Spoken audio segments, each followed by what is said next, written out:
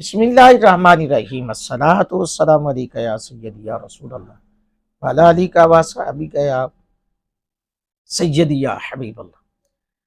اذان کے حوالے سے آپ کے سامنے بہت ساری ایسی اتھینٹک مدلل چیزیں پیش کی جاتی ہیں۔ اذان کے کلمات کتنی بار پڑھنے چاہیے اور کون کون سے کلمات کب اور کہاں پڑھنے چاہیے، سماعت فرمائیے۔ بخاری شریف کی حدیث نمبر 580، حضرت انس بن مالک رضی اللہ تعالیٰ عنہ بیان کرتے ہیں، حضرت بلال حبشی رضی اللہ تعالیٰ عنہ کو یہ حکم دیا گیا کہ وہ اذان کے کلمات کو دو مرتبہ اور قد قامت الصلاۃ کے علاوہ اقامت کے کلمات کو ایک مرتبہ پڑھیں۔ اللہ اکبر۔ یہ پہلی حدیث ہے۔ اور حدیث نمبر 581،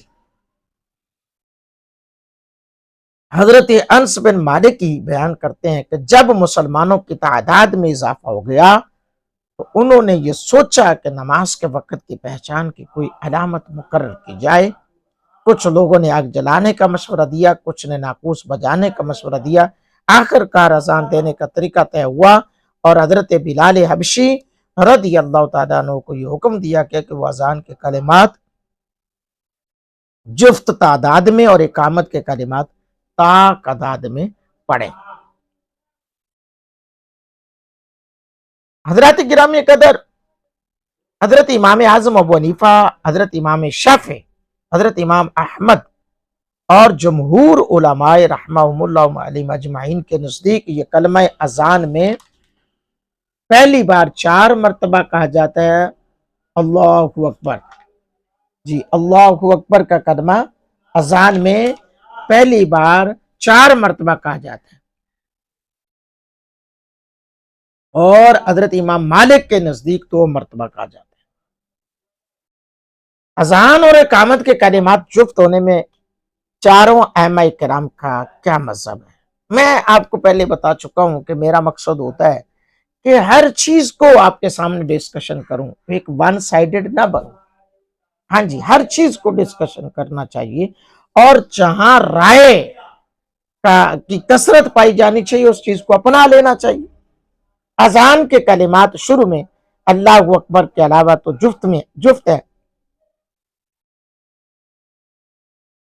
اور اقامت کے کلمات طاق ہیں۔ چنانچہ صحابہ کرام و تابعین اعظام میں سے اکثر اہل علم اور امام زہری، امام مالک، امام شافعی، امام اوزاعی، امام اسحاق، امام احمد رحمت اللہ تعالی علیہ مجمعین کا یہی مسلک ہے، مگر امام اعظم رحمت اللہ تعالی علیہ اور ان کے متبعین کے نزدیک اذان اور تکبیر دونوں کے کلمات جفت ہیں۔ ائمہ احناف کیا دلیل پیش کرتے ہیں جفت کے حوالے سے، سماعت فرمائے۔ وہ یہ کہتے ہیں کہ حضرت عبداللہ بن زید سے روایت ہے، حضور علیہ السلام کی اذان اور اقامت 2 مرتبہ کی جاتی ہے۔ اور امام ابو عیسیٰ کہتے ہیں کہ حدیث عبداللہ بن زید کو روایت کیا ہے کہ وکیع نے اعمش سے، انہوں نے عمر بن مروہ سے، اور انہوں نے عبد الرحمن بن ابی لیلہ سے، اور عبداللہ بن زید نے اذان کے بارے میں خواب دیکھا۔ شعبہ عمر بن مروہ سے ہے اور وہ عبد الرحمن بن ابی لیلہ سے روایت کرتے ہیں، صحابہ نے ہم سے بیان کیا کہ عبداللہ بن زید نے اذان کو خواب میں دیکھا۔ یہ صحیح ہے ابن ابی لیلہ کی حدیث سے، اور عبد الرحمن بن ابی لیلہ کو عبداللہ بن زید سے سنا نہیں۔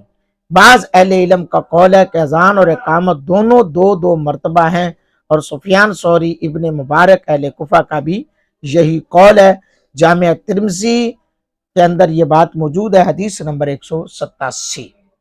تو یعنی کہ احناف عبداللہ بن زید جن کو خواب میں سب سے پہلے اذان سکھائی گئی، ان کو لیتے ہوئے دلیل پیش کرتے ہیں کہ اللہ اکبر یعنی کہ جفت اعداد میں، اقامت میں بھی اور جو ہے اذان میں بھی، یہ الفاظ کو جفت اعداد میں پڑھنا چاہیے۔